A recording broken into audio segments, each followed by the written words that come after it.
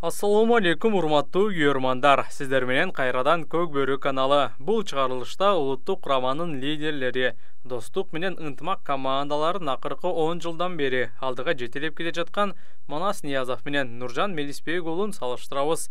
Бул жакта биз улакчылардын кайсы турнирде канча жолу утканын жана канча жолу мыкты улакчы намын алганын салыштырабыз. Бул жакта бир гана фактылар айтылат. Бир улакчыны мактап, экинчини жамандап жазуунун кажети жок. Анда эмесе алгач эки спортчу жөнүндө кыскача маалымат берүүдөн баштайлы.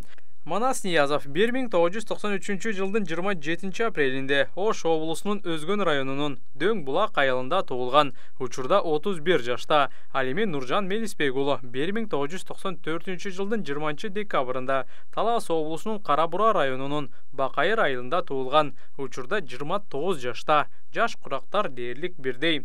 Төртчү камтоо боюнча Кыргызстандын лидеринен чексиздикти кошуп ал. 4 жумага болгону 500 сом. Максималдуу ылдамдыктагы чексиз интернет. Акысыз мессенджерлер менен социалдык тармактар. Wi-Fi'ды акысыз таратуу. Чексиз чалуулар. Жогорку сапаттагы 200дөн ашуун телеканал. Этно Медиа онлайн кинотеатрын акысыз көрүү. Мой О тиркемесинен же Остор дүкөндөрүнүн акысыз есим. Барына чексиз. Манас агабыз 10 жашынан улак тартып баштаган. 2010-2012 жылдары Кожомкул Рассветте ойносо, 2014-2019 жылдары Достук клубунда, 2020-2021 жылдары Ала тоодо, 2022 жылдан бери кайрадан Достук командасынын намысын коргоп келет. Нуржан агабыз болсо 2014 жылы Замандаш, 2015 жылы Бакаятада ойногон, 2016 жылы Талас ынтымак командасына кошулган. Бүгүнкү күнгө чейин ынтымактын катарында чаап келет. Биринчи салыштыруу Норус турниринде ким ийгиликтүү айтып кетчү нерсе бүт маалымат Көк Бөрү Федерациясынын расмий сайтынан алынды. Манас Ниязов Норус турнирин уткан эмес. Манас 4 жолу 2-нчи орунду алса, дагы 2 жолу 3-нчү орунду ээлеген. Нуржан ынтымактын курамында Норус турниринде 7 жолу чемпион болгон. 2016 жылы 3-нчү орунду ээлеген. Ал эми 2017 жылдан бери бул турнирде Нуржан алтын медалды тагынып келет. Демек бул салыштырууда Нуржан чоң айырма менен алдыда. Экинчи салыштыруу 9 май турниринде ким ийгиликтүү. Манас агабыз жеңиш кубогун 2 жолу уткан. 2018 жана 2023 жылы чемпион болгон. Мындан тышкары 2 жолудан күмүш жана коло медаль уткан.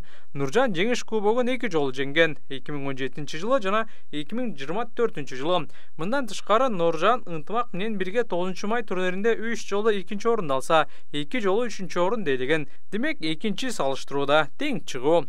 Үчүнчү салыштыруу президенттин кубогу. Көк Бөрү Федерациясынын маалыматы боюнча Манас президенттин кубогун 2 жолу уткан. 2019 жана 2017 жылдары чемпион болгон. Мындан тышкары 1 жолу күмүш медаль, 2 жолу коло байга уткан. Ал эми Нуржан 2016, 2020, 2021 жана 2023 жылдары президенттин кубогун жеңген. Бул жагынан дагы Нуржан Мелисбек уулу алдыда. Эми улуттук курамадагы оюндарга токтолсок, Манас Ниязов көчмөндөр оюндарынын 3 жолку чемпиону. Ал эми Нуржан 2017 жылы гана улуттук курамага кирип Астанада өткөн Эксподо 2-нчи орунду ээлеген. 2018 жылы 3-нчү көчмөндөр оюндарында, 2022 жылы 4-нчү көчмөндөр оюндарына катышып чемпион болгон. Улуттук курама боюнча Манас Ниязовдун ийгилиги көбүрөөк. Жеке сыйлыктарга токтолсок, Нуржан Мелисбек уулу 2018 жылы Норус турниринин мыкты оюнчусу, 2019 жыл Норус турниринин мыкты оюнчусу, 2020 жыл президенттин кубогунун мыкты улакчысы, 2021 жыл Норус турниринде кайрадан мыкты болуп табылган, 2021 жылы жылдын мыкты көк бөрүчүсү деген сыйлыкты уткан. Топ спорт порталынын таңдоосу боюнча Манас Ниязовдун жеке сыйлыктары: мыкты чагылчу 9 май жеңиш кубогу 2016 жыл. Ошол эле жылы 2-нчи дүйнөлүк көчмөндөр оюндарынын мыкты оюнчусу. Ошол эле жылы топ спорттун версиясы боюнча жылдын мыкты улакчысы намын дагы жеңген. 2019 жылы жеңиш кубогунун мыкты оюнчусу.